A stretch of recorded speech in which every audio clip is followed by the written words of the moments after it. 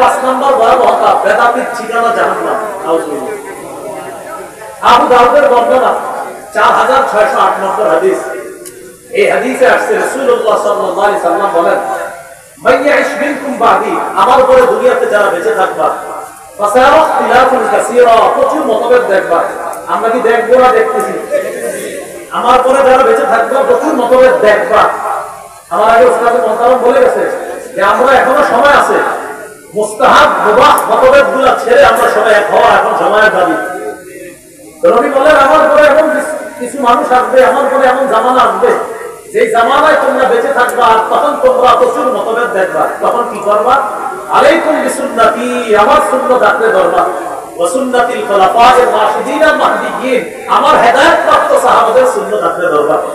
আমাদের অনেক ভাইরা মাশাআল্লাহ মহব্বত করি তাদেরকে, তারা শুধু নবীর সুন্নাত আঁকড়ে ধরে, কিন্তু নবী এটাও বলছে খুলাফায়ে রাশিদিনের সুন্নাতটা আঁকড়ে রাখতে হবে। এই জায়গাটা কেন আঁকড়ে ধরি না ভাই? যেমন জুমার আযান দুইটা, একটা নবীর সুন্নাত, আরেকটা হযরত ওসমান গনির সুন্নাত। হযরত ওসমানের সুন্নাত যে ধরতে হবে এটা তো নবী বলে দিলেন। নবী তো বললেন আমার সুন্নাত আঁকড়ে ধরো, আর আমার খোলাফায়ে রাশেদা, হেদায়েতপ্রাপ্ত খোলাফায়ে রাশেদা, তাদের সুন্নাত আঁকড়ে ধরো। তো প্রধান যে চার খলিফার মধ্যে হযরত ওসমান আসেনি, হযরত ওসমানের সুন্নাতও আল্লাহ রাসূল আঁকড়ে ধরতে বললেন। এজন্য আমরা ঝগড়া করবো না। 2 আযান সুন্নাত, এটা ঝগড়ার বিষয় না, এটা বুঝার বিষয়। আল্লাহ আমাদেরকে বুঝার তৌফিক দান করুন। আমিন। নবী বললেন, আব্দু আলাইহা বিন নওয়াজিস, মারির দাঁত দিয়ে আঁকড়ে ধরবা, মারির দাঁত দিয়ে আঁকড়ে ধরবা। এরপরে নবীজি বললেন, ইয়্যাকুম ওয়াল মুহদাসাত, নতুন নতুন আবিষ্কার করা থেকে তোমরা বাঁচো। ফাইন্না কুল্লা মুহদাসাতিন বিদআহ, প্রত্যেক নতুন আবিষ্কার যেটা দিনের মধ্যে হবে এটা বিদআত। এটা হলো আবু দাউদের বর্ণনা। নাসাইর বর্ণনায় আছে, ওয়া কুল্লা মুহদাসাতিন বিদআহ ওয়া কুল্লা বিদআতিন দালালাহ, প্রত্যেক নতুন আবিষ্কার বিদআত, আর প্রত্যেক বিদআতের ঠিকানা হলো জাহান্নাম। বলি নাউজুবিল্লাহ। নাউজুবিল্লাহ। কুল্লা মুহদাসাতিন বিদআহ ওয়া কুল্লা বিদআতিন দালালাহ ওয়া কুল্লা দালালাতিন ফিন্নার।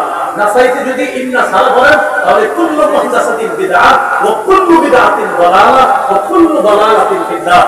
আর যত মুশাব্বাহ বিল ফিল যদি আনা হয় আবু দাউদের ইন্না, তাহলে হবে আপনার সবগুলো জবর, না আনা হলে হবে পেশ। তো কুল্লু বিদআতিন দালালাহ, প্রত্যেক বেদাত পথভ্রষ্টতা, ওয়া কুল্লু দালালাতিন ফিন্নার, প্রত্যেক পথভ্রষ্টতার ঠিকানা হলো জাহান্নাম। অর্থাৎ দেখেন, পথভ্রষ্টতার ঠিকানা জাহান্নাম। পথভ্রষ্টকে যে বেদাতি, বেদাতিকে দিনের মধ্যে যে নতুন আবিষ্কার করছে, যে নতুন কিছু আবিষ্কার করলো সে কি? বেদাতি। বেদাতি কি? পথভ্রষ্ট। পথভ্রষ্ট ঠিকানা কোথায়? জাহান্নাম। আল্লাহ আমাদেরকে হেফাজত করে। এগুলো কুল হাল নুনাব্বিউকুম বিল আখসারিনা আমালার উপর আলোচনা। সূরা কাহফের 103 নম্বর 104 নম্বর যে আয়াতগুলো বললাম। এবার আসি, কবর কেন্দ্রিক কিছু বেদাত করে আমাদের অনেক মুসলমানরা। কি কেন্দ্রিক? এই কবর কেন্দ্রিক বেদাত শিরক পর্যন্ত পৌঁছায় যায়।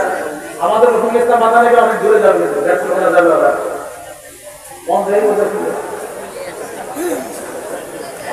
না, আমাদের বুঝতে হবে। কবর কেন্দ্রিক কিছু বেদাত করে, এই বেদাত শিরক পর্যন্ত পৌঁছায় যায়। এটা একটু মন্দির সম্পর্ক। কবর কেন্দ্রিক বেদাত রাসূলুল্লাহ সাল্লাল্লাহু আলাইহি সাল্লাম একটা হাদিস আগে ভূমিকা স্বরূপ শুনি, এরপর আলোচনা করি। আবু দাউদের 4607 নম্বর হাদিস। এই হাদিসের মধ্যে নবীজি বলেন, হালাকাল মুতানাত্তিউন, হালাকাল মুতানাত্তিউন, হালাকাল মুতানাত্তিউন, তিনবার বলছেন।